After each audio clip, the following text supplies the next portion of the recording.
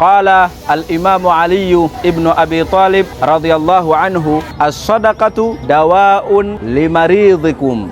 Amesema Imamu Ali ibn Abi Talib, radhi za Allah ziwe juu yake, kwamba sadaka ni dawa kwa wagonjwa wenu. Allah subhanahu wa ta'ala amejalia sadaka ni dawa kwa wagonjwa wenu. Yani ukiwa na mgonjwa wako ana maradhi ya aina yoyote, kama tulivyofundishwa kwamba hakuna maradhi yasiyokuwa na dawa isipokuwa kifo. Innamal a'malu binniyat. Ukitoa sadaka yako kwa ajili ya kumtolea mgonjwa wako aweze kupata shifaa kutoka kwa Allah, basi Allah subhanahu wa ta'ala anajalia kama ulivyonuia. Leo taasisi yenu ya Khidmatul Umma tupo hapa Vingunguti, mtaa huu wa Kwakombo, na hii ni wilaya ya Ilala hapa Dar es Salaam. Hapa tuna vyakula vya watu 400 mashallah, kama mnavyoona, pamoja na vinywaji vyake. Haya yote yanatokana na juhudi zenu. Kile kidogo kidogo ambacho mnakitoa katika taasisi yenu ya Khidmatul Umma, tukikusanya basi tunapata nguvu ya kuweza kuwalisha watu wote hawa 400. Hivyo basi, ndugu yangu mtazamaji, ni kuombe uweze kushirikiana nasi